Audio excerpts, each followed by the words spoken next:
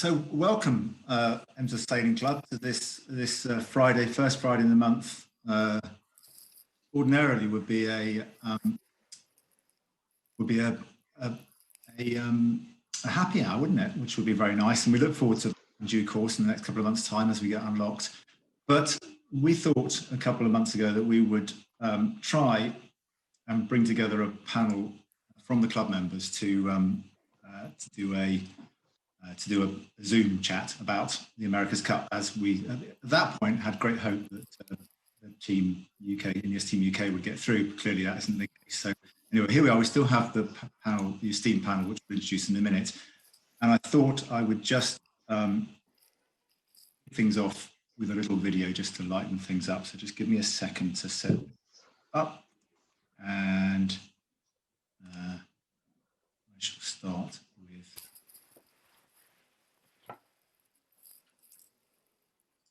that one just there. Right, okay, so you've probably seen this already. It should be. Set the tone. The British are coming! The British are coming! Can you see that, everybody? Wait. It's the Italians. The Italians are coming!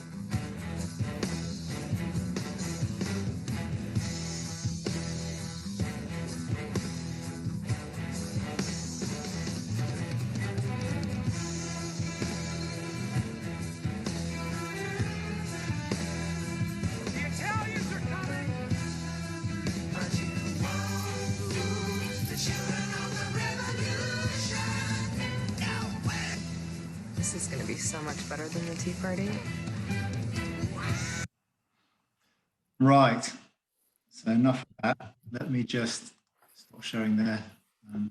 Okay, so just to give you a bit of an idea of the running order, what we're going to do tonight, we're going to, you're all there as attendees, about 30 of you now. Thank you for turning up. If you want to talk to us, then please do that through the chat. If there's problems with the videos, there's probably not much we can do about it. I think that one had a bit of stuttering. If it does, then I'm afraid just going to have to live with it. Otherwise, we'll be here all night. I'm doing my best to do it directly from YouTube, so I'm hoping that bandwidth, but maybe doesn't. We're going to have a short intro by our Rear Commodore Sailing Craig in a minute. We've got a message from a very special guest tonight, which will come up after that. We're then going to go through the panelists here who are going to talk about a subject they've chosen. So Mark Covell is going to talk about the last 20 years of the Cup since he was last involved in it. And since I think he last trimmed his beard, probably. And Simon Payne's going to talk about kit, the foils and the rigs. James is going to talk about the communication. That seemed to be a big factor in the America's Cup so far. And then Chips Ian is going to talk about why INEOS fell a bit short and isn't the challenger. And then James is going to close up, and then we'll be done. Please put your questions in the chat. Throughout the evening, I'll endeavour to gather them all up into sort of common groups, and we can put those to the panelists here. And so I think now it comes to Craig to do a short intro to set the scene. Thank you, Mark, and thank you, Mark, James, Chips and Simon, for being our guests tonight, and actually a Zoom I've been looking forward to, which is having, like everyone else, spending my life on these things. It's great to have one to look forward to. So thank you all. And given I'm just looking, it's 4 hours, 7 minutes, 7 hours, 4 days, 7 hours, 52 minutes and 23 seconds to the start of the 36th America's Cup. It seems very fitting to have an evening talking about it. Now, I think we had all rather hoped that we would be seeing a picture of an esteemed English sailor in Portsmouth by the America's Cup. Unfortunately, you have a very mediocre club sailor pictured in Portsmouth next to the America's Cup. But I'm afraid it's the best the best we could do for this time and this challenge. So let's fingers crossed that the bring the cup home. It's taken since 1851, so I guess another couple of years is neither here or there in the whole scheme of things. But it's really exciting to have this tonight. I'm going to ask everyone to introduce themselves, if I may, but I've done a quick tot up, and between our esteemed guests, we have 50 world, European and national championships added up, an Olympic silver medal, and perhaps the most exciting, 3 Blue Peter badges. So if I could ask each of you to introduce yourself, and perhaps Chips and Simon, you could explain to us why you don't have any Blue Peter badges. So Mark, could I ask that you introduce yourself, please? Hello.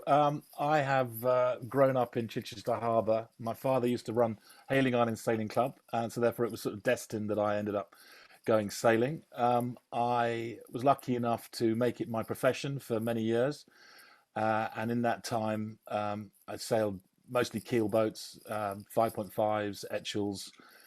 I had the great honour to sail with some amazing people, and I managed to get myself a few World Championships, sailed the Olympics, the America's Cup in 2003, and then I was stupid enough to try to sail around the world on the Volvo Ocean Race in 2008. And now, if you want to hear a good DJ, then my booking is and we can confirm Mark's DJ evenings on Zoom, if nothing else at the moment, are fantastic. So we all attended, and it was great. Thank you, Mark. And I have got a blast. Thank you, Mark. James? Hi, no, I'm James Grant. I actually grew up at Emsworth Sailing Club, then moved into Hailing, and it was in fact Mark Covell coming down the Menjum Creek at Menjum Junior Week in his farboard, the boat called Huggy Bear, which was set me on my path of crewing, and I was the first member of the Huggy Bear fan club. And anyway, so going on the sailing dinghies, I was lucky enough to sail Chips and won the National European Championships, one of a few others. Went on to sail with big boats, and we sailed with Robert Greenhouse a lot. We did the Tour de Voile in the mid-30s. I mean, I guess probably one of my biggest things I was able to do was run the Extreme 40 Team Basilica, where I was one of the clever ones and did the inshore racing in the Volvo Ocean Race rather than having to do the difficult bits going from port to port. And then carried on doing that and TP52s, and then more recently sailing the Fast 40s Invictus for 3 seasons, which is where I got my 2 Blue Peter badges. I got 2 because it was the last Olympics. So I got the special Blue Peter badge because the Blue Peter came out sailing with us, and I got my Blue Peter badge as well. So that's where my 2 came from. Anyway, but thank you. Oh, very good. Thank you, James. Simon and Chips, is not too late, I think, for a Blue Peter badge. So good evening, everyone. My name's Simon Payne. Unlike Mark, nobody really wanted to sail with me, so I spent a lot of time sailing single-handed in the Moth class, where I was shocked to win a couple of Worlds and half a dozen European Championships and similar kind of thing for nationals. I'm sales director of Zyke, available online and at any library. And I am not a member of your club yet. I did nearly wear my Zyke baseball cap tonight in your honour, Simon, so next time. Thank you. And Chips. Hi. Cheers, everyone. Happy hour. I'm Chips Howarth. I'm a club member. As a super keen sailor in my youth, I won a few championships. I did also share a house with Ben Ainsley for a couple of months in Sydney leading up to the games there. So a little insight into him. But also my company, Cyclops Marine, we supply some wireless load sensors to INEOS that they were using for their analytics. And they're available online from all good retailers.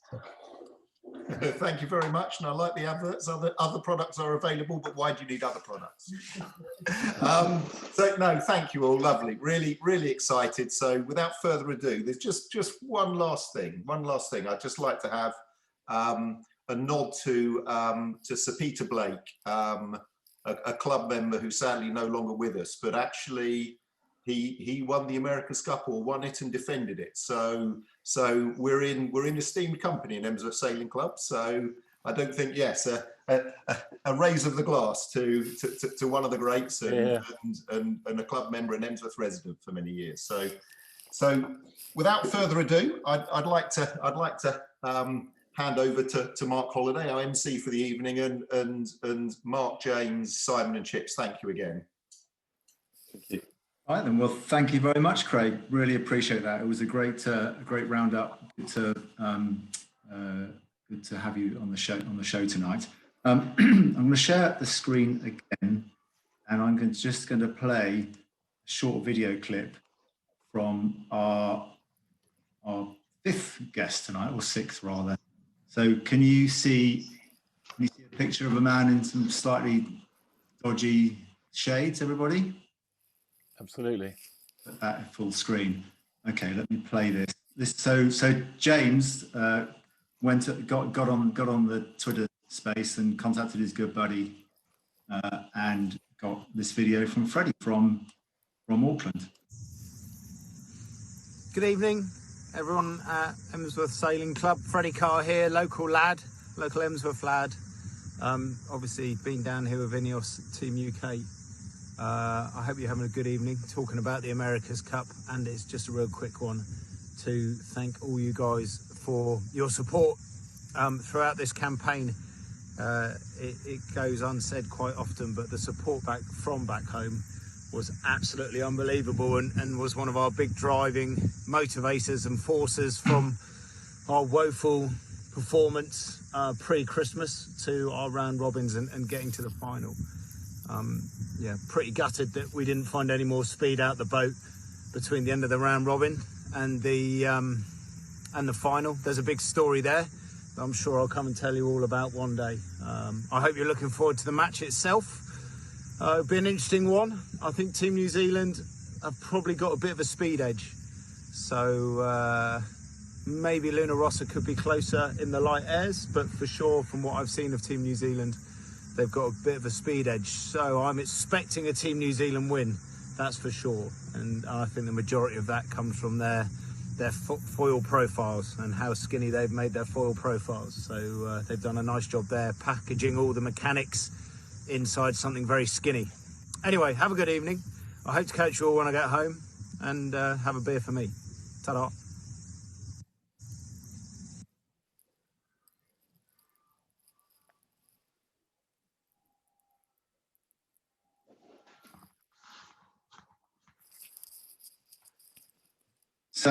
So thanks very much to Freddie. That was really fabulous. I think it's a really nice message from him, and you can only just imagine how gutted he must be at the moment, and the rest of his team. So now we're going to go through to the topics from our panelists here, and as I say, please put forward any questions you have on the chat anytime you like. We're going to do questions as we go along to make it a bit more informal and interesting. So please do that. I'll endeavour to pick them up, shuffle them into themes, give them to the panelists. But yeah, don't wait till the end. So we're going to start off with Mark, and he's going to talk about the America's Cup over the last 20 years since he was last involved in it. So let me just share the screen here, because I think he's got some. Well, actually, Mark, do you want me to share the screen now, or do you want to say? Yeah, do it. Share the screen from here on in. Okay. Right, go full screen, and we're laughing. So this is a lovely close-up of the old mug herself. It's been called many, many different things over its time. Originally made by Garrett's of London, so she is British, and obviously has an incredible history. And if you ever get a chance to see it and stand next to it and get a shot next to it, it is the most amazing piece of kit. It really is, and it's been extended many times over many years. Next slide, please. Doing the old coronavirus. Next slide. There we go. So this is where it all started. So basically, Yacht America came over to the UK to show off their wares at the same time as the Great Exhibition in London. and no one wanted to sail the boat. No one wanted to sail against the boat until Queen Victoria put up this all-comers, and you can see the Royal Yacht Squadron 100 Guinea Cup, all-comers, any sizes, and it was just a simple race around the Isle of Wight, and the rest is history, really. Next slide. And there is Yacht America. You can see that, if you can imagine, this is about as radical back then when it turned up in the UK waters, British waters, as we are seeing the current version of the America's Cup yachts. They had a different frame, super light framing down below, swept back rig, lots of little modifications. So this in 1851 was like a rocket ship. And as I said, no one really wanted to sail it. Next slide. And you can see how, obviously, we look at that and think radical. And next slide. And back there, it was certainly radical. I've said the last 20 years, but I'm going to take you all the way back to 1851 and roll VT.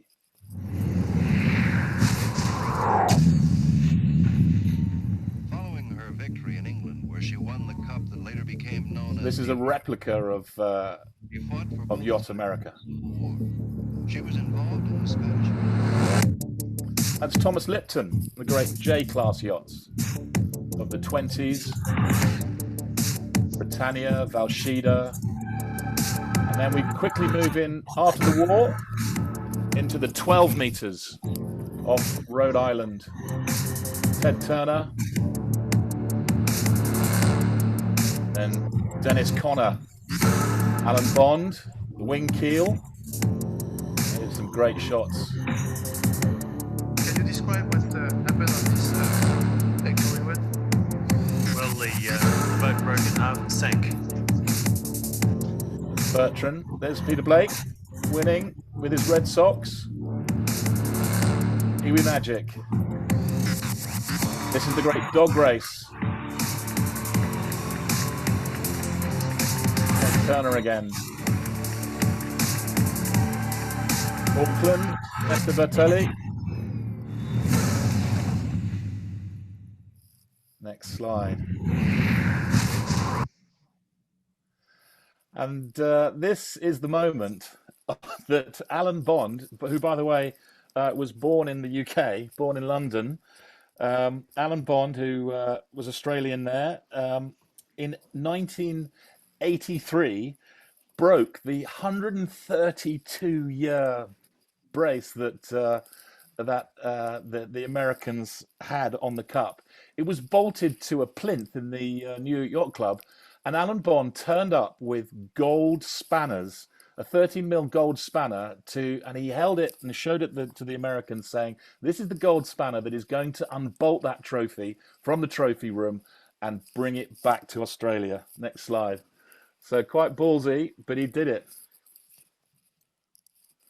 And you can see how exclusive the Cup has been. It's only really been sailed in 8 cities, 8 nations. The America's Cup wasn't really the America's Cup back in 1851. That's where the Cup started. That's where the first transfer of the Cup was made. But the first real America's Cup was in New York, sailed in the waters off New York, and it quickly moved over to the capital of U.S. sailing, Newport, Rhode Island, where it stayed for all those many years, until Bondy took it to Fremantle, the big doctor off the big breeze that came in off the Fremantle coast, and then back to San Diego for a very short time, and then Sir Peter Blake and Kiwi Magic and his wonderful American New Zealand team and his Red Sox wrestled the Cup back, and then eventually it went to Valencia with Alinghi, who unfortunately most of the team there were actually Kiwis, and then after an incredible dog race, which I'll explain a little later, it went to San Francisco,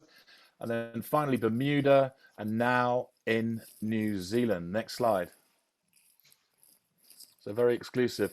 So this was my little foray into the America's Cup. I went from being a part of a 2-man team to a team of something like 120 people. And you can see what massive dinosaurs these version 5 America's Cup boats were. Huge masts, massive sail areas. They pretty much went 12 knots everywhere. 12 knots up, 12 knots down. And they were incredibly hard to pull anything. So it was very grinder centric. Everything that happened had to happen with a grinder. But they were very tactical, and of course you had the jeopardy of getting that huge spinnaker in and out and up and down, and that's what that's what the America's Cup was then. That defined the time. It was the jeopardy in the sail handling and the seamanship and the sail maneuvers, and of course the slow chess playing on the water that induced. Next slide, and you can see there.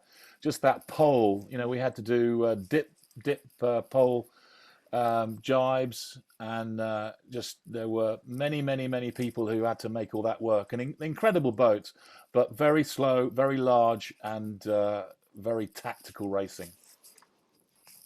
Next slide. Tiny shot for a very big boat. Next slide. This, another one. This is the incredible race of 2010, the dog match, where basically the teams didn't agree, so the whole thing went to the dog match. It's basically the last page of the deed of gift, the dog deed of gift, where if you can't decide the rules between the challenger and the defender, the whole thing goes to a many mile course. I think it's about 3 mile course, and turn up with whatever you want, however you like, and the best of 3 wins. So this was a sad end to a court case, but Larry Ellison and his gigantic yacht walked away with a hands down 3-0, 2-0 win. Next slide. And this was the change of the Cup, where it had gone from monohulls, the 12s, the 8, the slow monohulls, to something more radical. Because as you can see here, Mr. Greenhalgh and this kite surfer, everything was flying. The moths were whizzing around most harbours of the world. Simon Payne was out there winning world championships, and it was a new technical world. And sailing at the top couldn't do anything else but go foiling as well. So next slide. Foiling has been around for quite a while, and you can see this. The concept is pretty simple, but to make it go fast on one foil is a whole new ball game. So next slide. And of course, we saw it in these incredible 75-foot foiling catamarans. When the rule was originally designed, they were never to be foiling. And it was the Kiwis that worked out with the sail plan and the rules under that rule given by Oracle Team USA, that it was them that actually came up with a foiling package. And once they had done that, all the teams had to obviously get there to be competitive. I was out in San Francisco, and every day they seemed to make another jump as far as the technology of these boats, and they were incredible. Next slide. And of course, it was match point for the Kiwis. They'd won 8 races, and they just needed to win 1 more. But Ben Ainsley got on board after a few small wins from Oracle, and together with his change of attitude, put him on the helm.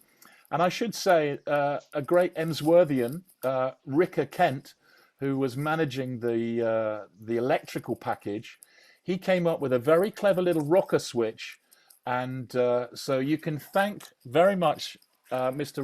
Ricker Kent from Emsworth, Richard Kent, for actually being a massive part of the change in fortunes of Oracle, for them to come back off break point and win. And you can see there, Ben Ainsley has held the cup above his head, and he, next slide, has drunk the champagne from the neck of the cup.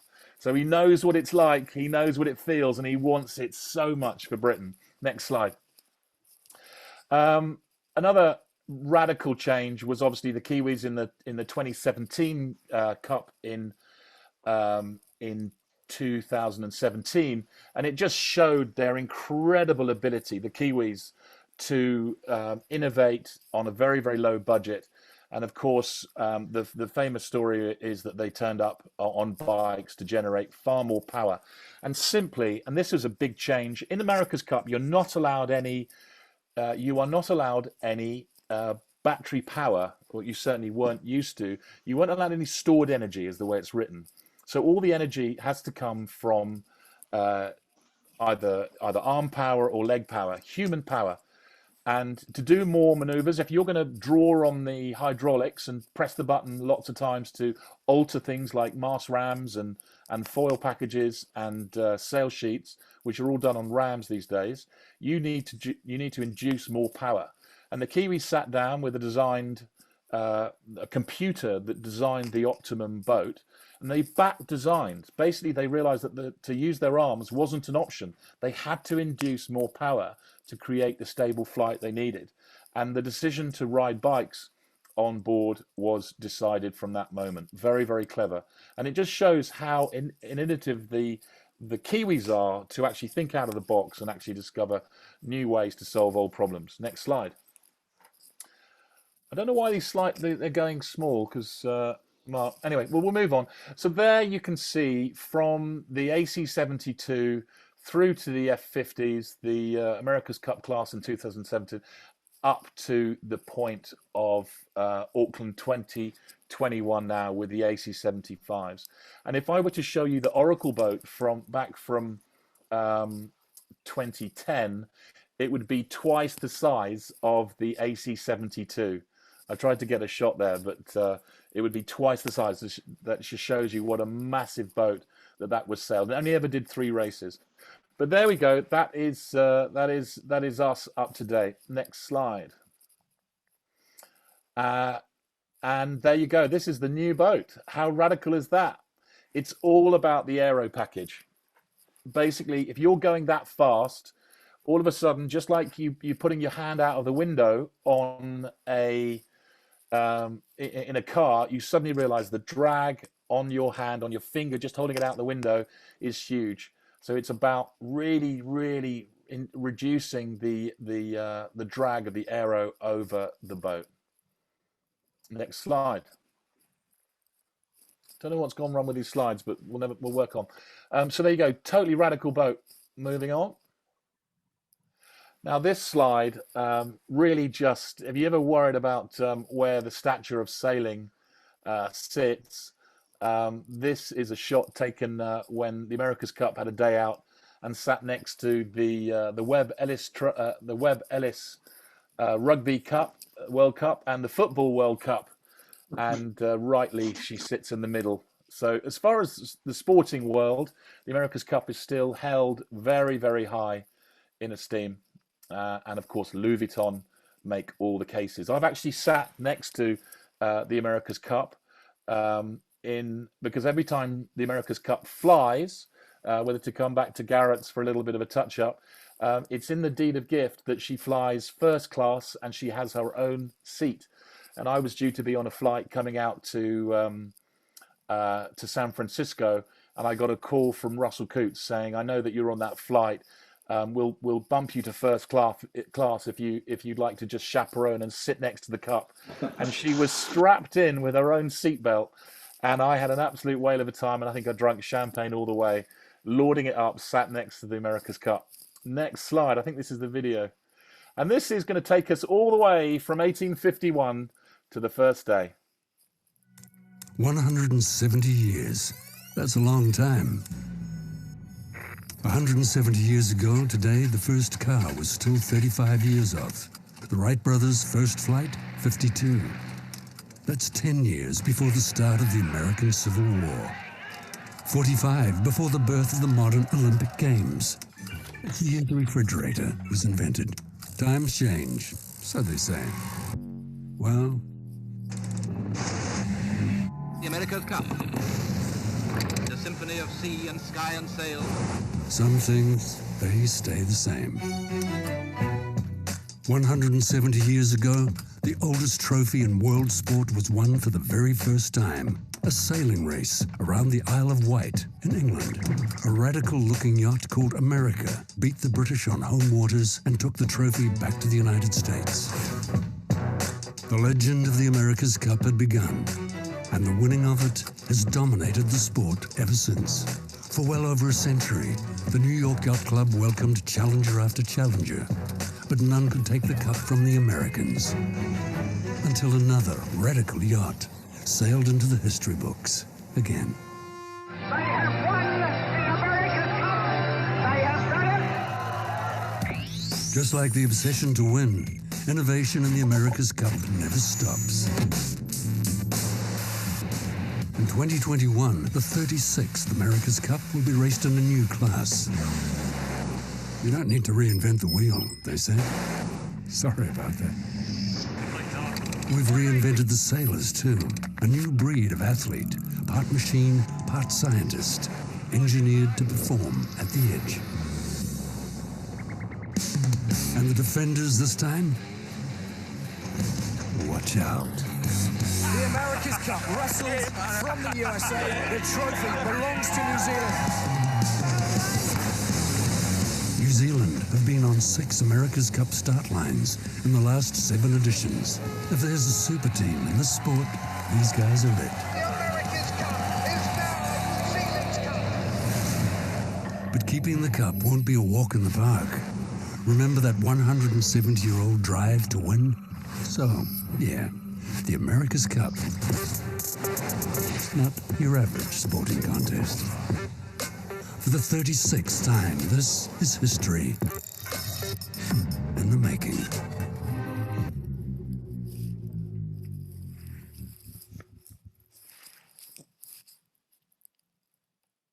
So now you know. There we go. That is the history of the America's Cup all the way to today.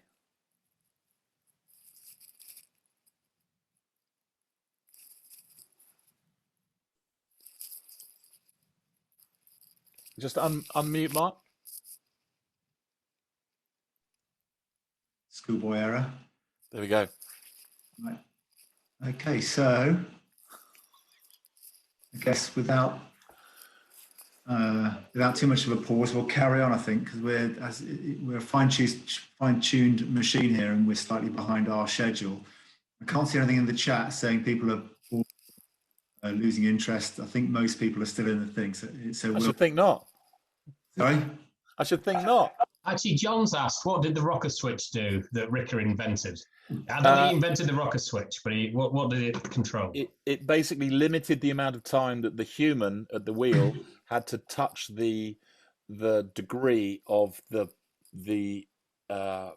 foiling arm in the hull, and it smoothed the whole operation out, making the whole operation far smoother, which enabled the Americans to foiling tack, which was up the side of the boundary course, was a huge gain, and they could start foiling tacks, and that was what the rocker switch bought them. And it was actually bought from Radio Shack down the road, off the shelf.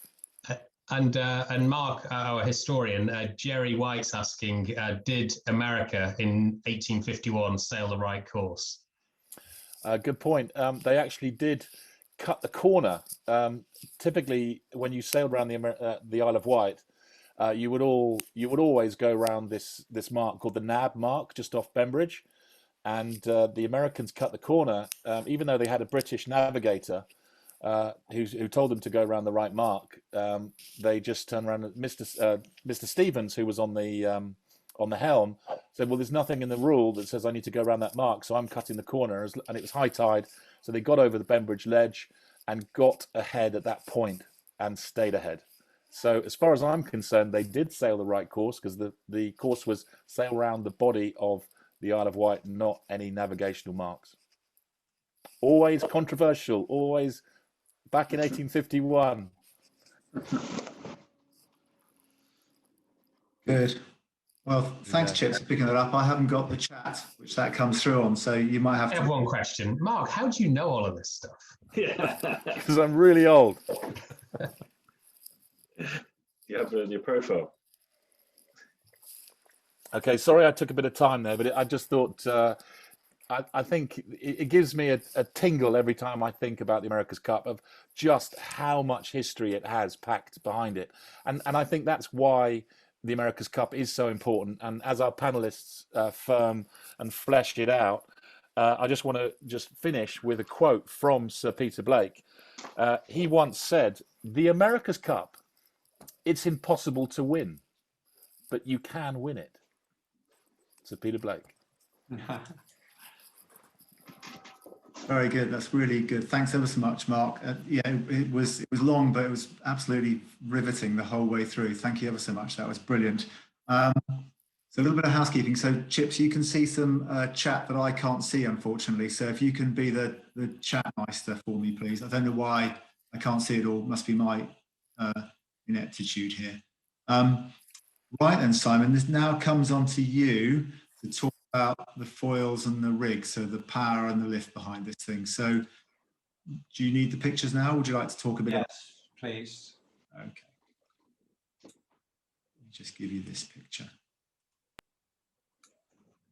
So just a couple of things that in getting up at 3 in the morning, and it is wonderful that the America's Cup start neatly coincides with my first wee of the night, that I get to watch the start. And some of these pictures are quite profound because yes, the boats are on foils, but there's a couple of things that we need to look at here, because the foils are different. And as Mark Covell said earlier, that it's all about limiting drag. So why would foils be dihedral like that? And why would they be flat? There are lots of questions around that. And how heavy are those foils? Well, the foils are pretty heavy, to be honest with you. You may know that with this boat, there are some things which are one design or pre-supplied. One of the arms, which go all the way, the yellow bit, all the way to the black bit that you can see on Luna Rossa. The other is the rig, is the mast, and the other is the rigging. So there are some things which come, ready-made. But there's also a width rule. The boat has to fit in a box sideways. So you can't have too much of a dihedral, because if you do, you have to have a shorter arm, which is the black vertical bit, which connects to the yellow bit that you can see. So these foils weigh about 920 kilos. They're pretty heavy things. So if you have a flat foil, you don't have any dihedral. The thing is further out the boat and you get more righting moment. If it's like this, then there's less righting moment, but then there's, when it's running through the water, you have less tip vortex. And the worst thing that can happen to these boats is the tip of the foil breaks the surface when they're running along.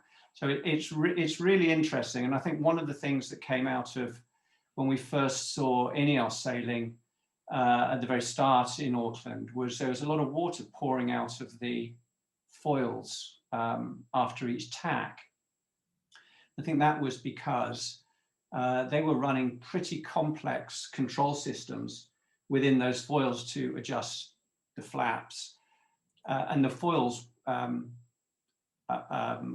when banged down after attack, water used to flood in, and that was the water that you used to see coming out once they were raised. But when the foil goes in the water, air comes right out the foil really quickly, and it doesn't become a foil until that air's gone because it's aerating. And that probably is one of the reasons that INEOS was perhaps a little slower through the tacks than others. But when we look at the rig, and I know there's some pretty good sailmakers in our audience, the very interesting thing about the rig is that it is done in different ways. Here we're looking at Luna Rossa going upwind, or maybe even downwind, who can tell? But one of the interesting things is there's no boom. you can see that the mainsail is dragged right down to deck level. Or is there a boom? Because how else would you do it? Well, there is a boom, but the boom is under the deck, and the deck cuts between the edge of the corner of the sail, which I think is the tack or clew, one of them, and the boom. So, you know, that is fencing the foil a lot.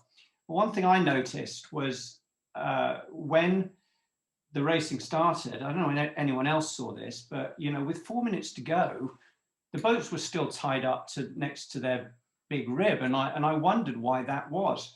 Well, it's interesting that, you know, when you've got a mainsail, which is 145 square meters, it's actually pretty easy to run out of righting moment. And if you have to let the sails out or crack a jib sheet so you get a flapping, that is extremely slow. So, you know, these things race between 8 knots and about 21 or 22 knots. And they have 6 jibs to choose from. And actually a good way of finding out which jib they're on is to look at the stripes on the mainsail and see how it corresponds to the height of the jib. Now, the foot of the jib is a fixed length. You can't change that. So the only way you can reduce the area of the jib is to reduce the luff length, LL. So they're waiting there for the very last minute to put the jib up, to choose the right jib. And that's a hell of a call, isn't it? Because, you know, if you get the wrong jib and you're underpowered, you know, you can power the main up, but it powers up right at the top and your heeling moment goes to the roof and you run out of righting moment. And this is why you see that New Zealand have dropped the rig right down into the bottom of the boat so that they can power up the rig if they need to and not run out of righting moment. If we have that other picture, please.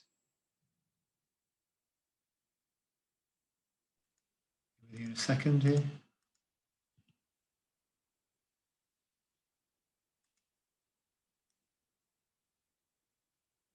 Sorry, I thought it would be the next one. So one of the questions that was asked by Nigel was, how did they control the ride height? Because on a moth, you have a wand that hangs down the front of the boat and tracks across the surface of the water, and that is connected all the way through a great big long piece of wire to the flap on the main foil. And when that is compressed, and the boat is on the water, the flap is down. When the boat's too high, it falls forward and forward up. You don't see any wands on these boats, but what you do have is a flight controller, and that is a guy designated to keeping the ride height correct. And he has a box that he plays with, and it's like a PlayStation. And so his job is just to maintain the ride height. Obviously, with a fixed foil, the faster you go, the more lift you have, and up comes the flap. So Nigel, to answer your question, that is a designated sailor on the boat, often sits at the back. You may have seen Paul Goodison on America, who famously said, I think we should jibe here, boys, rather than tack. Turned out to be the right call because they broke the boat. But it's an individual who controls the ride height through a PlayStation type box.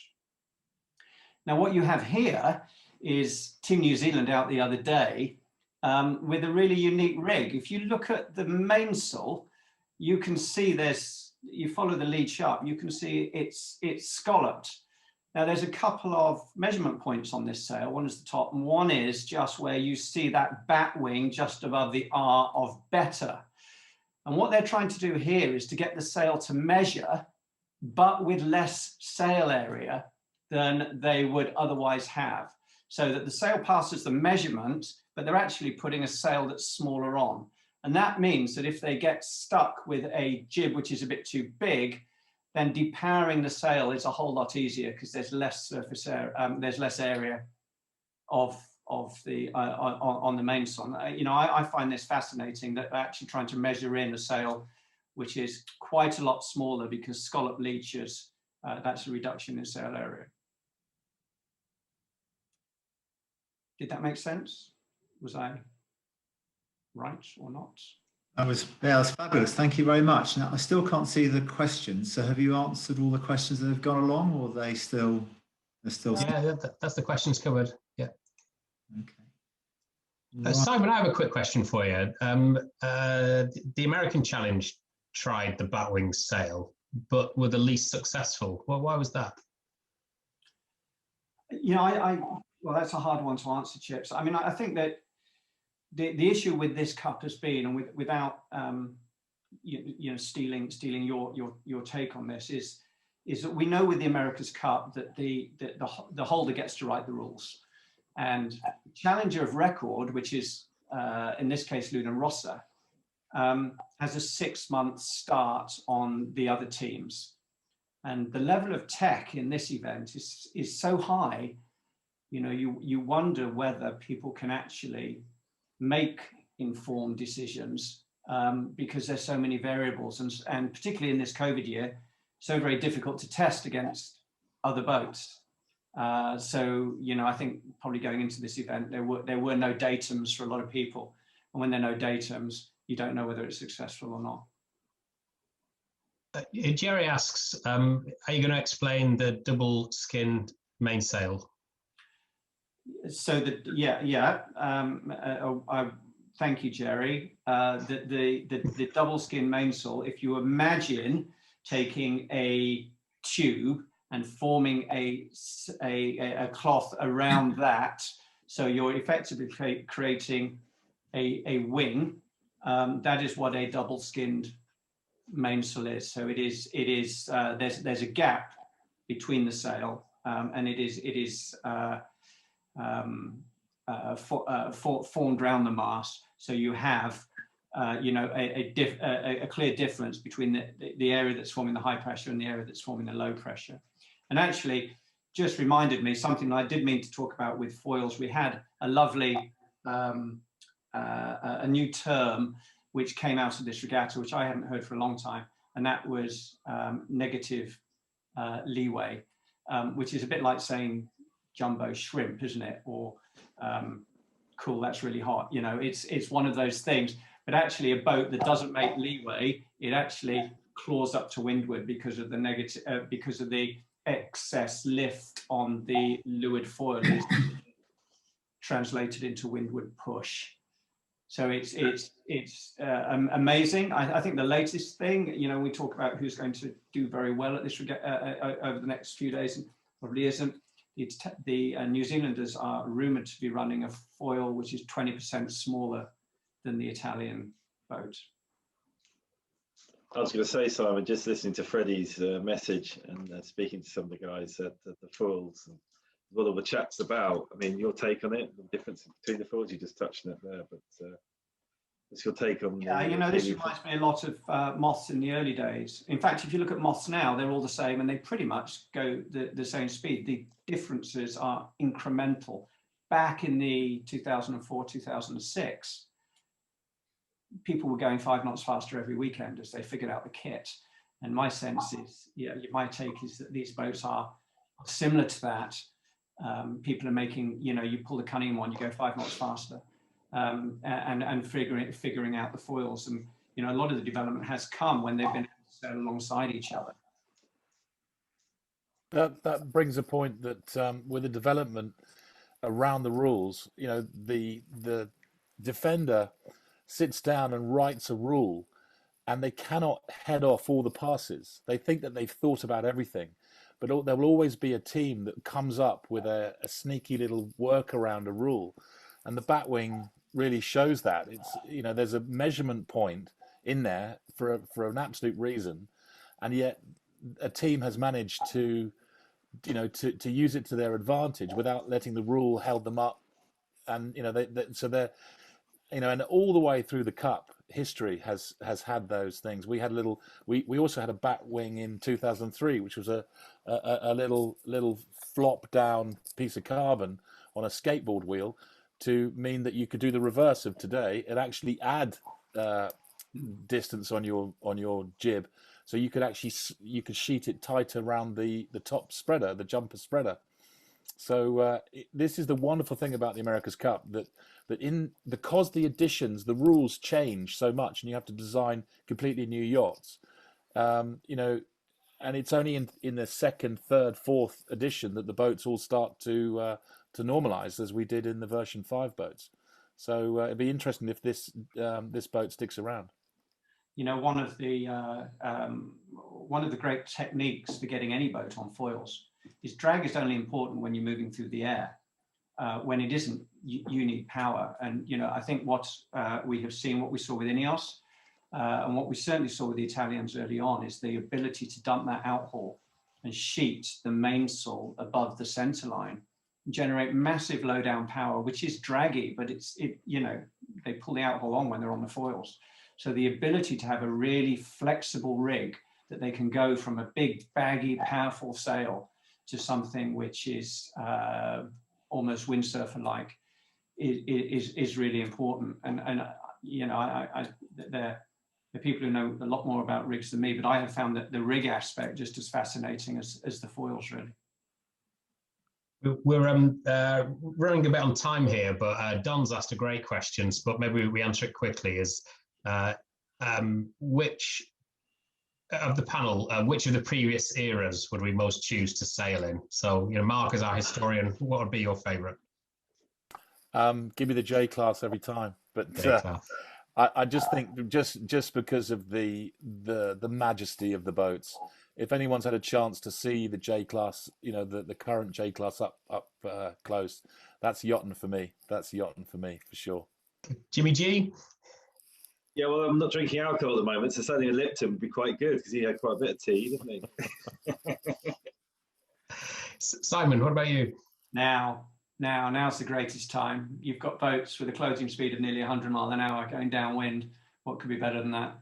Yeah, but you know, I remember when the first time the Cup left America and the breezes in Fremantle. I used to just love watching. There was that TV program on Channel 4, I think, and you'd watch it every Saturday night, and just seeing that sunshine and big breeze in 12 meters, and that just seemed to be when the America's Cup became a proper event, apart from this parochial sort of American British thing. I think 87 was the year for me. Good. Are we? So I've got a question here. So when are we going to see them using these sails, Simon? So these are interesting, aren't they? Because what you're seeing is an A sail, which proves one thing, and you know, if nothing else, that is that the bowsprit isn't just there to hang the camera off, which is where we get some of our greatest views. I don't know the answer to this. I can only imagine that whilst they're starting in 8 knots of breeze, which is enough to get them on the foils, they may find themselves in the race where they are low riding, and and they are pretty poor at low riding. They sail slow and high downwind, and if they can, and I'm not sure how Team New Zealand do this, if they can get that massive sail up and then get it down, well, then clearly, they're going to have a big advantage. Don't ask me where they stow it. Don't ask me how they, how they then go back upwind. But I imagine it, because if you were on foils with that, because the wind is always coming towards you, that would just flap like a flag downwind. The second it starts working is the second you don't want it. You almost want to jettison it off the boat. Yeah, absolutely. Yeah. And you can imagine being on the foils with that up, coming into a gate at 50 knots, and yeah. Like saying it'd be like sailing an Ultra 30 with Mark Russell. So Simon asked a good question.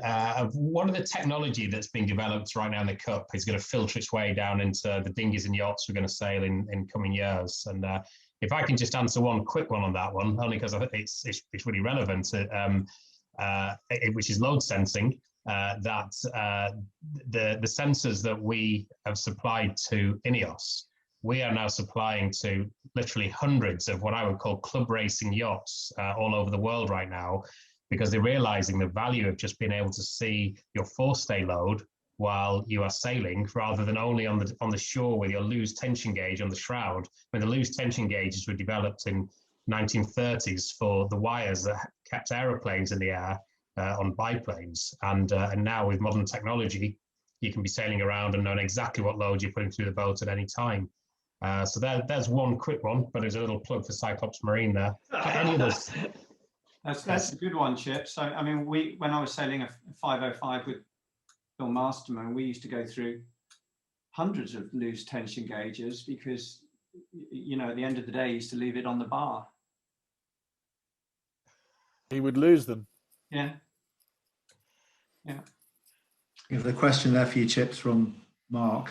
Yeah, Mark Rushell said, can you use this on a dinghy? Well, Mark does know the answer to this because I did sail an RS 200 with them on a couple of weeks ago. But yes, definitely, you know, and we've got a lot of Olympic sailors around the world using them in training. And I think what they're realizing is we've been sailing for 20, 30 years and didn't really know what loading we were actually putting through our rig. And I think to actually have the data and then start to be able to diagnose and improve things has been a real interesting learning curve for the Olympic guys. But it's definitely going to filter its way down into national classes, and I think you'll see a lot of them. But anyway, what other technology? What about, are we going to see foiling cruising boats? So we're going to see people doing the arc race on foils, that sort of thing. Or are people going to be crossing the Atlantic on holiday? Well, if you ask Ian Percy, who was skipper of the Artemis Challenge back in Bermuda, he's now taken that whole Artemis design team and he's now working in, I think he's in Ireland, he's set up in Ireland with some European grant money, and he's actually trying to solve the problem of merchant shipping using foils and taking some of the stuff they learned in the America's Cup. So that might actually, you know, he's building ferries. Yeah, but looking to foil and use some of that America's Cup technology. Liz has asked a question. Simon, can you tell us about the kit they wear? I can tell you it's not our kit. It's armor. It's armor. It's not. It's basically they have full armor and body armor, and of course safety. They all carry breathing gear, knives, etc. Simon, over to you. No. That you're absolutely right. You know, the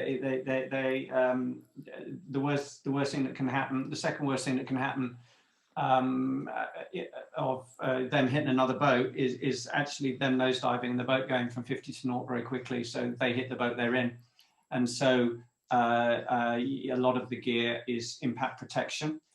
As Mark says, you know, it's there's breathing stuff and also comms, as you can see. You know, why would you need comms when they're all so pretty close? Well, the answer is when you're doing 50 knots, stick your head out the window of your car, you know, at 50 knots, and you'll hear that you can't hear anything else. I mean, you can't hear anything in a moth, let alone one of these. So one of the reasons that they're mic'd up is they can hear people. It's interesting you should say that, Simon, because actually we're just talking about Ricker with Artemis. That's what he did. I mean, he flew around the world for 6 months to find the ultimate head kit, and it could cut out all noise except their voices. And they spent 6 months of research, and they really, I think, they're actually incredibly noisy doing that speed. Yeah.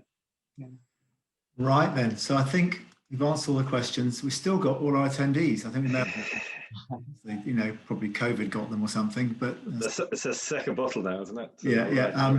So, so I think we're doing a good job, chaps. But I think, given that we're only halfway through the panelists' question, we should probably move on. We can pick up with the question as we go along. So now we neatly segue. How did that happen? Into communications, James. So over to you.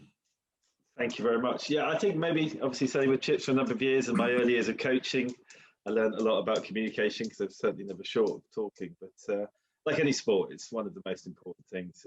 You know, learning to sail my Optus for my grandfather, Captain Fitz, it was every manoeuvre had a trigger point that gets set and an action and ready about lee ho. But I mean, that was it. And same with Robert Greenhouse, Ultra 30s, 18 footers, fast 40s, extreme 40s.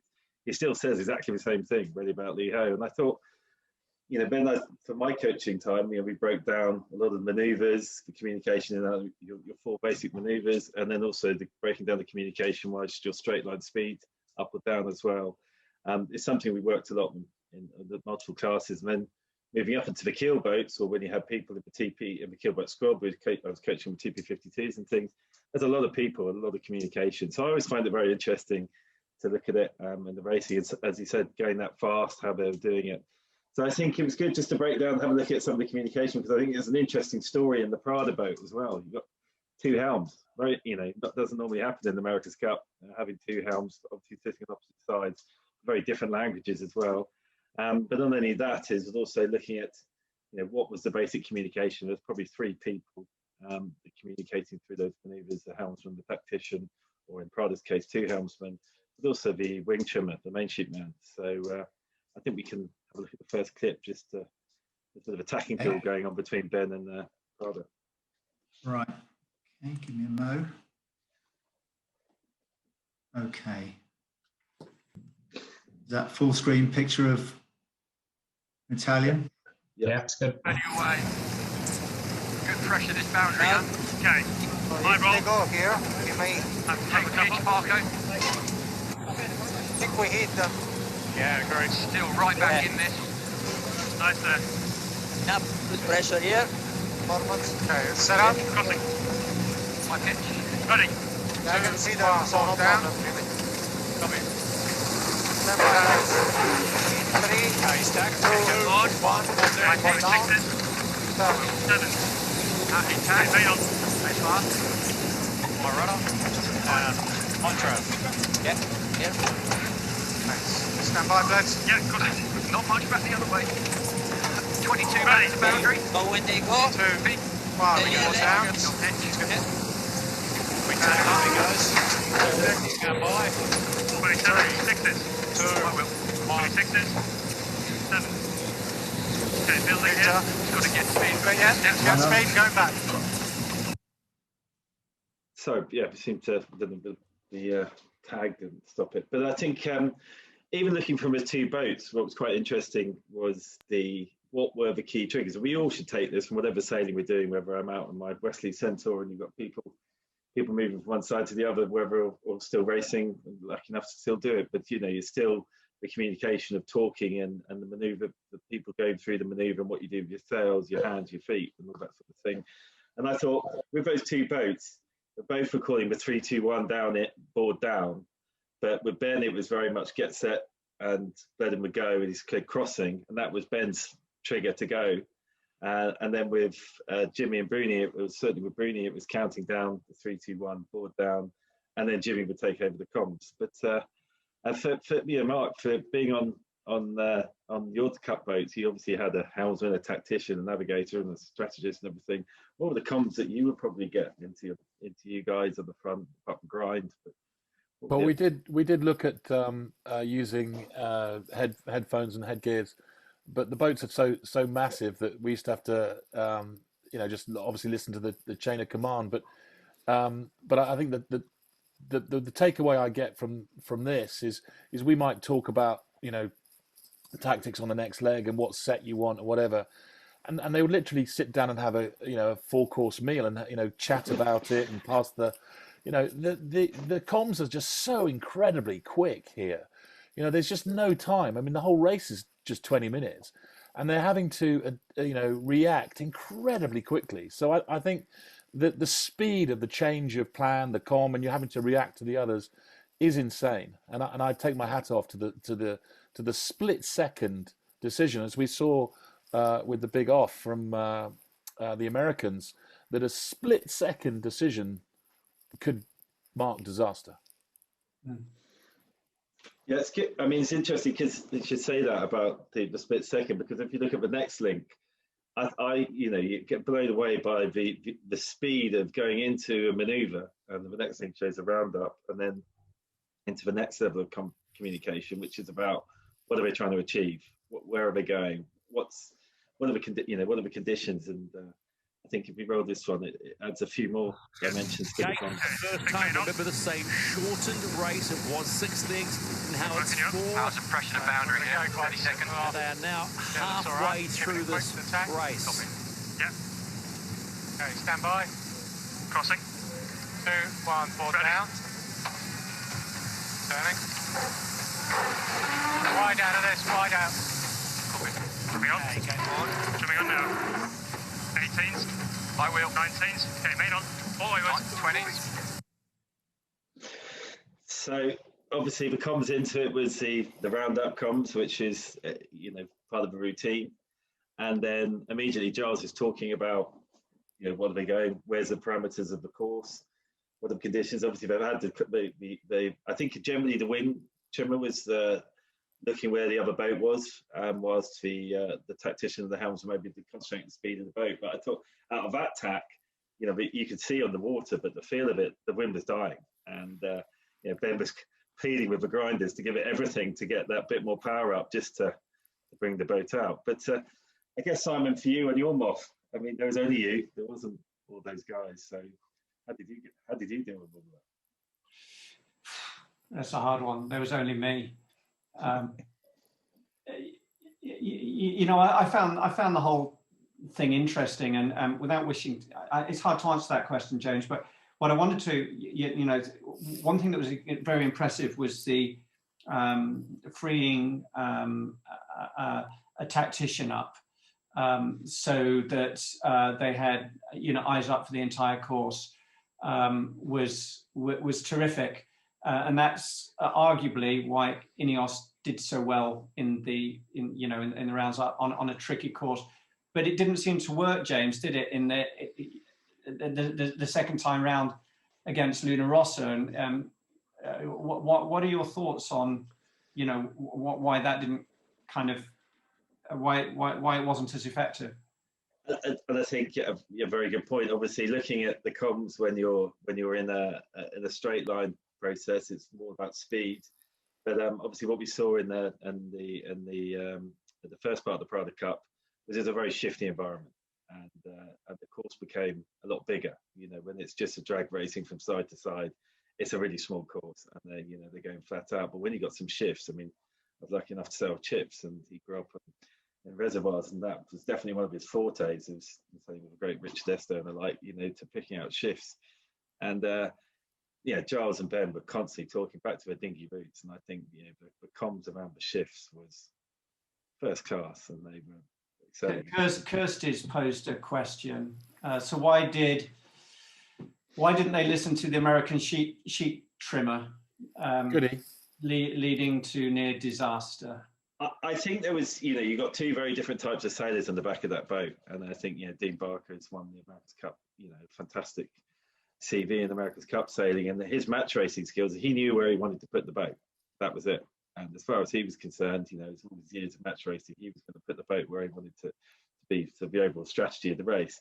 Whereas a Goody who's gone from his laser sailing Olympic sailor to one of, if not the best moth sailor in the world presently, he knows how to sail these boats, keep them on the falls, and at times know when to reduce the risks. And the risks were, there was wind coming in. You don't want to be going through big radical fairways like that. And so he could see, just get fast away from the windward mark and be accelerating quickly, and then start thinking about strategy again. So I think it was too conflicting, maybe not enough time on the boat, maybe not enough time training together, because obviously there was the skill sets there and the CVs there, but at that one split second decision, it fell to the helm who carried the can. I reckon they just couldn't understand his Yorkshire accent. Yeah. What was that?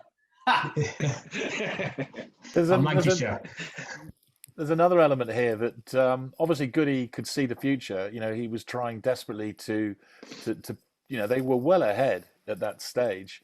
It was a risk they didn't need to take. And Goody, if you listen to the intonation in his voice, he really did question it, and he really posed it as a rhetorical question. Do we want to be doing that? And I think you put say you put a different character in that role, and they may actually sort of stamp their foot a bit, because we don't want to be doing that. Goody is such a nice guy. He's such a and in that he may look back at that time, and because that was one of the times I needed to actually put on my big boy pants and actually say, this is a dumb move, and actually back himself. It's his first America's Cup in that role in that team, and then you can see that all these characters, they're still finding their way. And I think one of the things the observations that I see with Giles Scott and Ben Ainsley is Giles has been living with Ben, tuning with Ben for many, many years in the Finn, and they've done 2 cups now together. the synergy between those two, you know, they're almost saying less. You know, they know exactly how they're each feeling and how they're thinking, and they totally work as one and support each other. And I think that that really showed in those shifty conditions. And when it was a boat speed and that synergy didn't need to come to a fall because it was about just sending it in a straight line, you know, that's where they suffered. But I think the Giles Scott, Ben Ainsley weapon, you know, we hope to see that again with a fast boat. We had on Invictus, we had Robert went off to join the Volvo Ocean Race team, sort of two regattas in, and Giles Kemp stepped in for the remainder of the year. And I was really super impressed with his calm communication, not only to the crew, obviously to the key decision makers on the boat, but also in both boats, you've got the owner drivers. So we were lucky enough to have Keith Mills. And it's interesting, James, looking just back to the American thing, because so many of the results of this is not actually what happens on the water. You know, if we look at INEOS, you know, they sent it down the mine pretty hard. Team New Zealand capsized at 40 knots on a run against INEOS before Christmas. But the problem with the American boat is it did the same, but it broke. You know, that was the fundamental issue. You know, the other boats, they pulled them back up and they carried on sailing. So it needs to be kept in. Dean didn't bugger that up for the Americans. You know, that thing shouldn't have broken. And when you've got guys who design aeroplanes, they're generally pretty good at not having things break. So yeah. We've got a couple of questions here. So this is from Jerry, presumably to himself as a sailmaker. But maybe one of you guys can answer it. So sail shapes seem to vary from boat to boat. Who decides on what shape it is? Is it the teams or the sail lofts? Who wants to take this? Something that Jerry can answer. Shall I unmute him? I don't know how to do that right now. Here we go.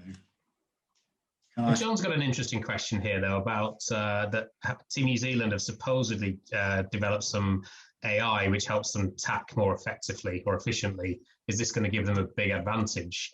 Now, I was chatting to a Kiwi this morning, and he said this is just all rubbish. It doesn't even exist. It's just a story. But that's what I heard this morning. I think there's a lot of spin coming out, Chips. You know, the fact that the New Zealand boat has nearly broken 65 knots. You know, there is a very big difference between 50 knots and 65 knots, and it can't have done that. Read the New Zealand Herald at your peril. Sorry, Mark. I said read the New Zealand Herald at your peril. Yeah. Yes. It's interesting. One of the questions asking about is it stressful with millions of people watching? Well, I certainly never raced with millions of people, but we did, you know, the inshore racing, the Volvo Ocean Race, or even the TV stuff in the Ultra. I don't think you ever knew it was there at the time of the race. You just wanted to win. And you know, most of the helms I had were shouting a lot, so you know, you didn't really hear anything else. So, to answer John's question, you know, this AI, we don't know if it even exists, and there seems to be a fair bit of rumor that it's just all a bit of hot air from the Kiwis. It's smoke and mirrors. It's trying to spook the Italians. It may not even exist. Yeah, well, certainly data to do AI, but whether they actually can make anything meaningful out of it, I don't know. I'm in the oil industry, and we also data, which means AI is a bit of a, you know, moot point. But I'm going to try and make Jerry available to talk if he's not shy. Maybe he can tell us the answer to his question. Jerry, are you there? Maybe. Yeah, Jerry, come on. Well, I'm trying not to knock my beer over, actually. Well, no, to me it is actually quite interesting. I've always thought Prada's sails were a lot deeper than the other sails. Well, a lot deeper lower down anyway. And obviously, Ben Ainsley did have a boom. I don't think Prada or the Kiwis have got a boom. They just rely on this hydraulic jack. But okay, Quantum had Quantum sails on the American boats, but all the others have got North, and North is one company. And I do wonder. I don't know. Do they have the teams have their own sail maker, and they decide how deep to make those sails? Personally, I look at Prada's sails, and I think Prada's sails are safe. They've got enough power there to keep them foiling.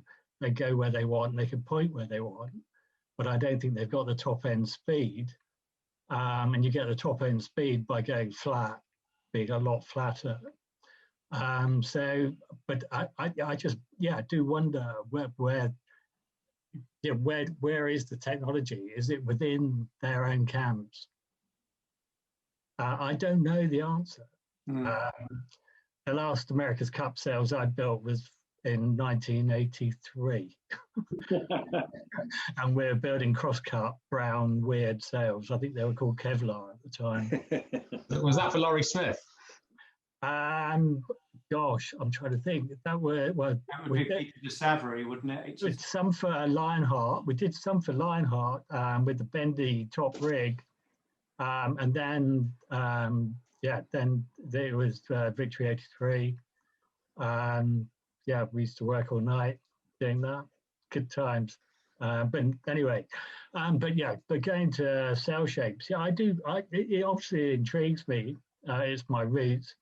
But I just want. I would like to know where it comes from, and I don't know.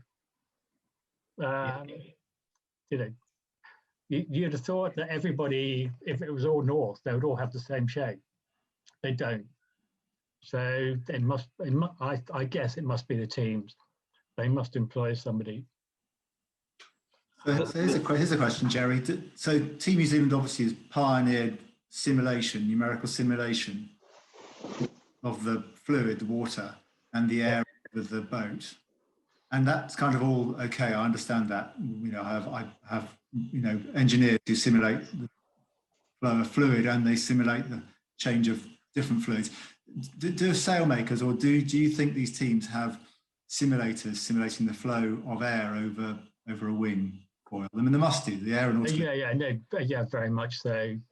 Very much so. But the Kiwis are great innovators, and there is. I met a guy like Tom Schnackenberg a long time ago, and they're just they always think outside the box. They never take something as being the norm. They're always ready to go.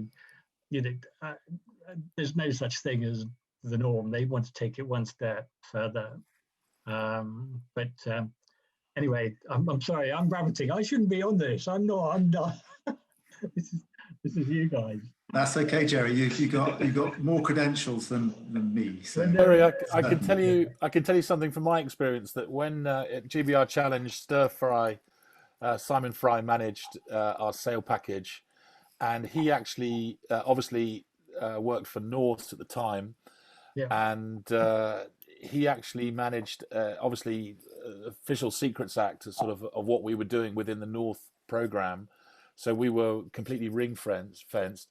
And I believe he went to the extent of actually hand-picking his own people to finish sails and all the people that were involved in our design. And they were all sworn to secrecy. So we did have we worked as well as we could to do a secret package, but it was very much sailor driven, and any breakthrough or design idea that we went down was exclusively ours, and obviously was available to other yachts after the Cup if we felt we made a breakthrough.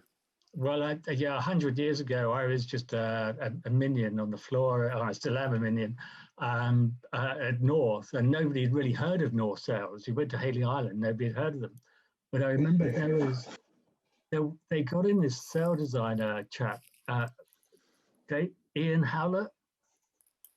With that, not David Howlett, Ian. Yeah, the Mad Professor. And yeah, and suddenly this chap turned up, this boffin turned up, and yeah, he took over all the America's Cup designs, and it was just amazing to see it. But then we had to then handle off the panels on the floor. Wasn't it Laurie Smith and Ian Howlett who of the Code Zero for the Whitbread 60? That was after my time. That was yeah. I mean, literally, I was at North in the very early days, and it was amazing times. But yeah, yeah, I was very lucky to be there at that time. But yeah, anyway, come shut me off. I'm going now. Thank you, Jerry. Appreciate it. Well done, everybody. Well done. Right, so we've still got 95% of our audience. So I think we're doing a great job here. Obviously wasted on our day jobs, and entertaining should be our thing. Although maybe we'll be a one subject, one trick pony. Anyway, so it comes down to the last special topic, which is Chips talking about the sad early departure of INEOS and why it happened. Now we're going to try not to make it too much of a kicking here because it's not fun. But over to you, Chips. Yeah, and I hope I speak on behalf of all the club members that, God, we really wanted INEOS to win, and the idea of having the America's Cup in Hailing Bay would have just been magnificent. So it is a really sad situation. I mean, we could get into detail of the minutiae of the design and things like that, but I probably wanted to look at maybe some of the broader reasons that I just think actually they were really, really unlucky because they were caught in a bit of a perfect storm. And I put it down to 3 reasons. First off, it was a new class of boat. And the implication of that, it meant that and it's something Simon referenced earlier, that the Defender and the Challenger of record got visibility of the design 6 months earlier than INEOS. And as a result, they were always on the back foot. Now, I think they probably felt, okay, we can deal with this because we're going to have these World Series events spread through 2019 and 20. We'll be able to recalibrate, we'll be able to benchmark our progress. And then I think because of the pandemic and the crisis, all of those things got cancelled. That amplified INEOS's issues even further because I think they committed to a significant training camp in Italy that then got cancelled because of the pandemic. But I think it was that lack of ability during the program to be able to calibrate the progress of their development. And I suspect when they signed up for this gig, they felt they could short circuit the 6-month delay because of that. And they never got that opportunity. And I think the final thing that probably played against them as well, and again, you look back at the sort of 87 America's Cup when there was 15 challenges. When there's only 3 challenges, the Challenger series wasn't really long enough for people to develop the boats quick enough. If you look back in 87, I mean, Dennis Conner was actually a little bit off the pace at the beginning, but the Challenger series went on for 3 months. By the end of the 3 months, he was the best guy in town and won the America's Cup. The problem with this Defender, this Challenger series, it was just all over too quickly. There wasn't enough boats, and it was just over too quickly. Chips, I just quote Mr. Dennis Conner himself, and back to you. Is Dennis Conner famously say it's not the fastest boat on day 1, it's the fastest boat on the last day of the series, and that just demonstrates your point that's exactly the ethic that Dennis Conner bought into. He was going to use that entire time to develop, and of course they used to have a Defender series as well. So yeah, exactly, your point. And I just think, it's very easy in today's world to blame everything on COVID, but I do really think it's had a big negative impact on INEOS, mainly the cancellation of the World Series events. You never really got a chance to see what was fast and slow. And I think what we saw when they arrived at that Christmas regatta, which on screen, I mean, INEOS looked like they were really suffering. I don't think they were that far away, and they proved that out with what they achieved in the round robins. But if we distill this boat down to 3 simple things, which is your sail package, your foil package, and your sailors, they probably just came up a bit short 2 out of the 3, which is the sails and the foils. And I think to reference that, and we talked about it earlier, that in the round robin series, when the wind was coming a little bit more off Waiheke Island and it was shifty, the impact of the sailor became a more dominant factor. And as we talked about, I think, you know, the good old British sailors of Ben Ainsley and Giles Scott on the team became a more dominant impact and actually managed to hold their own. But it was probably just masking the fact they were still a bit off the pace. And then that got borne out in the Challenger final, which was a little bit more of a speed thing. It was a sea breeze day. The breeze was coming in off the ocean. It was a much more about boat speed, and they got called out. And I sort of reflected on this, thinking, you know, the beauty of hindsight. One thing that the America's Cup rules dictated this time round was, because of the World Series events, you weren't allowed to train with another team. And I just wonder, with the beauty of hindsight, whether you know, if INEOS had been able to train from, say, when they arrived in Auckland back in October, and say, okay, no World Series events, you can pick a partner and you can go and tune and train with them. I just wonder if we may have had a different outcome. That's my thought for you. Chips, in the piece that Freddie gave us, he alluded to something that he's going to tell us. I wonder what that is. That he feels he's going to come back and let us know. Well, I think he specifically referenced it at the end of the round robin, which they won.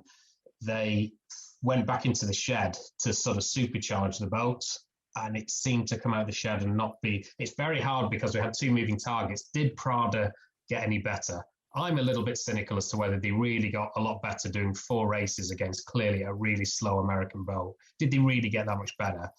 Or did INEOS go in the shed and actually end up going slower?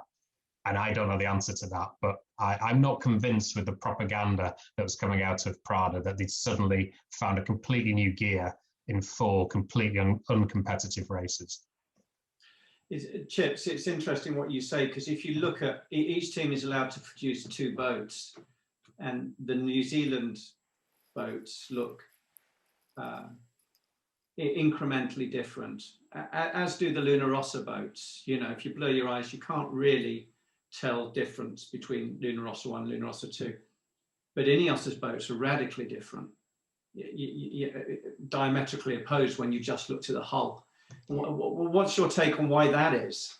Well, I don't know, but the 2 teams that were 6 months behind, which was INEOS and the American campaign, their first boats were almost identical. So they independently scrutinized the results in a much shorter period of time and ended up in the same place. Now, you know, I'm not a boat designer to know exactly why, but I just thought that was interesting. And at that 6 month delay, I think, without then any ability to calibrate yourself, made it an impossible task. I think that, you know, my summary is, I think INEOS was really unlucky because they were caught in this perfect storm of COVID and not being able to test in a new class of boat. It'd be so much different. I really hope they keep this class for next time round, because it'd be really interesting. A bit like you said with the Moths, you know, you spend the first 3 years just going faster and faster. Every weekend you went out while you learned stuff. It'd be really great to see these things start to level out. It's interesting, isn't it? Because I think what you're saying is the single most important thing they can do towards winning the Cup next time is to become challenger of record. But apart from it, maybe less important if you stick with the same class, because the information's out there now. Maybe less valuable than it was last time. But we know that the Italians are favouring going back to a floating boat if they were to win. Not that they're probably likely to do so. But you know, personally for me, and I think for a lot of the club members, I hope, it's really sad we're not going to see these things belting around Hailing Bay, you know, a big gang of them. It would have been fantastic in 3 or 4 years' time. That's a shame. Hasn't the famous Swiss America's Cup owner and winner bought one of the Prada boats? I think there is a bit of a feeling that they're going to stay fairly similar. Yeah. Who knows? Right. No questions here. Our Commodore's joined us. I don't know how. She must have the password or something. Sorry, Mark. There is one question, Chips. Oh, is there? I got it. Yeah. Go on then. Yeah, Don's asking, can the UK become the challenger of record, and how would that influence the next round? Actually, Mark, can you help with answering that one? This is a lovely idiosyncrasy of the America's Cup. If you think of this going back to the days of dueling, the second that you have a defender and a challenger, and as soon as you say lose the cup, this cycle of the cup finishes, there needs to be a new defender of the crown and a challenger, and it's basically the first club to challenge. It's literally you take your it's your glove and you drop it in front of your the defender and say, "I challenge you." That's as simple as it works. So when you go into the America's Cup, as a challenger, you actually get all your ducks in a row. You get your the future club that you want to challenge under. There's a few rules in the deed of gift that makes that possible, and you literally, the second that they come ashore, there'll be an official from the club, in this case the Royal Yacht Squadron, in Ben Ainsley's case, that would actually march up to someone from the club and say, "I challenge you," and then you get accepted or not as the rightful challenger. So it's an interesting thing. So, isn't it true, Mark, you can't have the same challenger 2 cups in a row? So it can't be the Italians if the Kiwis win. I'm not sure about that. You might be right, James. We do hear there's a bit of love. There's not a lot of love lost between the Italians and the Kiwis now. I think they're looking for a change. Yeah, there's a little bit of history there, because basically it was the amount of hatred that the challenger, that the Italians had to the Americans, that forced Prada to actually help out the Kiwis when they needed some money and some design team. And actually Prada stepped away from the previous America's Cup, saying, "I don't want to play. But we want you to beat the Americans," and they actually said, "Well, we're going to give you some money and we're going to give you some design help, but you need to sell yourself to the monohull devil. That if you win, you have to sail this boat in a monohull, and this is why we've got a foiling monohull. Otherwise, I'm pretty sure it would be a multi-hull." And so we can thank Ernesto Bertorelli for that little idiosyncrasy.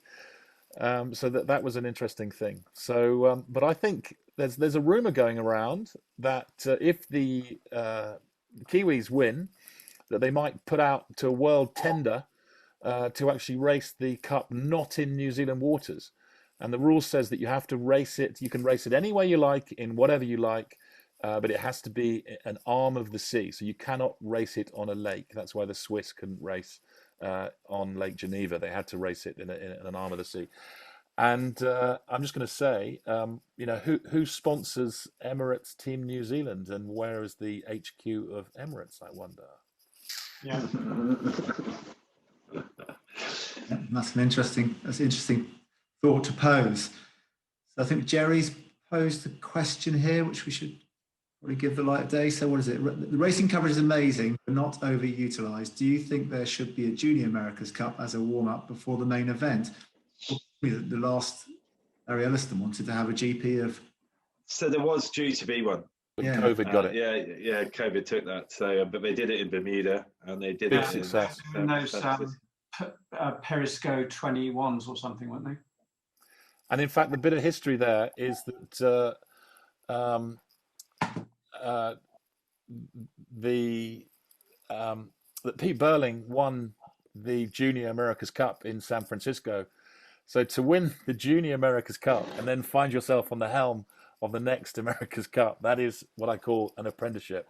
That's like that's an internship that beats all internships. So here's a question that's been on my mind today. Who do you think is the greatest America's Cup sailor ever? DC, Dennis Conner. It's got to be DC. Statistically, you're wrong, but... Jimmy Spittle, isn't it? Statistically? No, Coots has got it. Coots has still got it. No.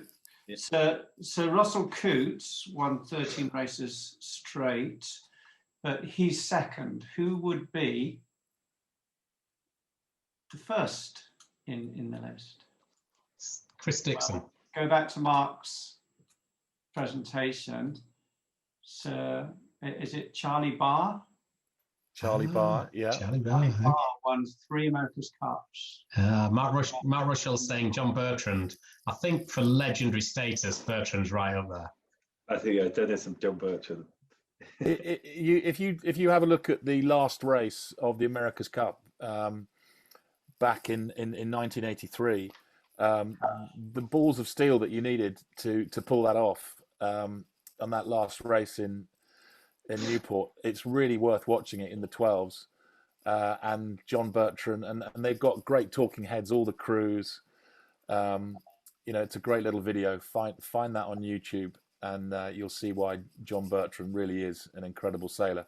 To wrestle it off, after 132 years, the history, weighing on your shoulders, to try to change history and take the cup home after 132 years. That is stress, and they did it. We might have to bring someone else in here. By the way, it was Liz Rushall, sorry, that said it was John Bertrand, not Mark. But Mark's asked the question, but we may need to get him in to answer it, is, do you know the origin of the Youth America's Cup? Does anybody know that? We might have to get Mark in, Mark or Liz to tell Only us. the children of the future. Here we go, Mark, if you're happy to. But it might be Liz on Mark's computer. Hello. Hi, Liz. Hi, Liz. It's both of us. Hi, Mark. Hi, Mark. Yeah, sorry, I can't leave this one unsaid. But yeah, the Youth America's Cup came about with the 34th America's Cup, first time, and the original plan for it was actually for it to be in small cats like Hobies or something similar. To make it much more accessible for nations all around the world. And what they went with was obviously in the little AC 45s, which was amazing. But the idea actually came about from a combination of myself and Mark Bullingham, who Mark Covell you will know very well. And we were involved very much with the 34th America's Cup strategy. And the Youth America's Cup, actually, I was sitting watching the Wimbledon Youth Championships and thinking, why on earth don't we do this in sailing?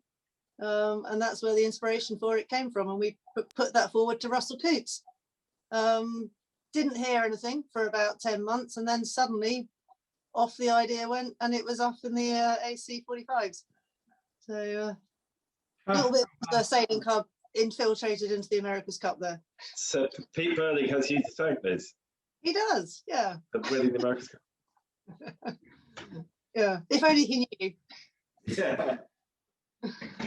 Oh, what a fabulous story! Thanks for that, Liz. But I think it's probably time to start wrapping it up. So, James, do you want to? Yeah, well, it's been brilliant. About who you think is going to win? Yeah, I mean, brilliant. Thank you very much. It's been a great evening. I've really enjoyed it. It's great to get together all these guys. Tim Keeping, thank you for making the suggestion. But I guess really closing this is who's going to win? I mean, who do we think is going to win? Obviously, we heard Freddie's view. I've spoken to a few of the chaps, but to look around the panel to see your thoughts. So, Simon? Oh, look, I think there's probably a narrow window where Luna Rossa would be the faster boat, and it's right down the bottom end of the wind range, and then I think they'll be blown out the back door. But if it's light, and between 8 and 10 knots, I think Luna Rossa could have a chance. Otherwise, do you think that I mean, well, Pete Burley's an America's Cup holder now, but I mean, the dogfightedness of Jimmy Spittle, on the start line, is there going to be what's that confrontation going to look like? Because obviously it's a bit different in the cats, and it's not about who wins the start; it's about who wins the first cross. And if you've got a fast boat, it can be very hard to counter that, as Ben proved actually by winning some starts and not always, and pretty soon be behind. My personal opinion, I think it will be a massive difference in boat speed. But what do you think the score will be, Si? Give us the scores. First to 9, what will the score be? I don't think Luna Rossa will win a race. Dipper, what do you think? I'm roughly in line with Si. I think what it pains me, because I have my whole family in New Zealand and I just get ribbed on a daily basis. it would please me like nothing else for the Italians to stick one on them. But I think it's going to be, I think it's going to be 9-2. I think the Italians will win a couple of really light air races. 9-2 to the Kiwis. Big Mark. Well, I'm looking forward to seeing if Spittle can rattle the Kiwis, because that's his chat. I think if he wins one or two, the race to watch is actually the press conferences, because Jimmy Spittle is incredible in those press conferences. The mind works that he starts to pull, and I know that Pete Burling is backs himself, and he's an incredibly quiet individual, a little like Ben Ainsley, but an absolute lethal weapon on the water. It's going to be interesting, but I think you can't beat boat speed, and from what little we know, I think that the Kiwis have got the boat speed, and eventually they'll win out. So I'd love to see the Bulldog get his teeth in a little bit. It'll certainly make for a better America's Cup. And cool. I think we should all agree that after this whole Cup, I think this panel and anyone else that wants to have a go, we should get together and really rip it apart, and to think, to actually have a chat about what went down. So I'm using that. What was the score, Mark? What were you going for score-wise? I'm gonna say the Spittle will take 3 off the Kiwis. 9-0, 9-2, 9-3. Mark, have you got a view? That's very kind of you to offer the guy who comes last at Sailing Elite Fleet regularly. So thank you very much for flattering me with somebody who knows anything about this. I think I'm along with the other Mark. He's going to win, and Chips, he's going to win on a couple of days if it's light wind. So, between 2 and 4, that's his best chance. It won't be light any other day, and speed wins in this, I think. I think you may have a very good point. So, yeah, Jimmy, Mark, what's yours, Jimmy? I said at the beginning I don't think anyone would ever take a race off for Kiwis, but emotionally I'd like Prada to win and it come to Europe again, but I can't see anyone taking a race. 9-1. After INEOS was beaten by Luna Rossa, there's about 20 kilos of pasta and a used Ducati outside my house that anyone can have. Well, probably like many of you who've traded kit over the years, I do have some when Freddie was actually on Prada. I do have a few Prada jackets, so I thought I might put mine on tonight. But do you know what? This the America's Cup will always come up with something. We could sit here right now and write on a piece of paper and put it in an envelope of the most crazy, weird, radical thing that might happen in the America's Cup, and none of us will be right, but there will be something that will be crazy, weird, and radical. Because the America's Cup always never ceases to surprise. And for someone who, when I was in San Francisco commentating on the Cup back then, I spent more on my change airfare than I did on my actual original airfare. That Cup went on a whole month longer than it should have done. So just watch this space, and that is why we love the America's Cup.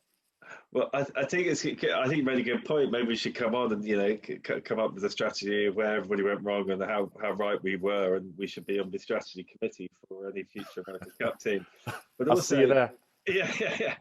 But also, I think we're coming into GP circuit world, and there's a few of the America's Cup helms, have already announced their teams, so it's gonna be quite interesting to watch that go along. And Pete Burling, Jimmy, Ben, they're all going to be there, so it would be good to see how that comes on after the America's Cup.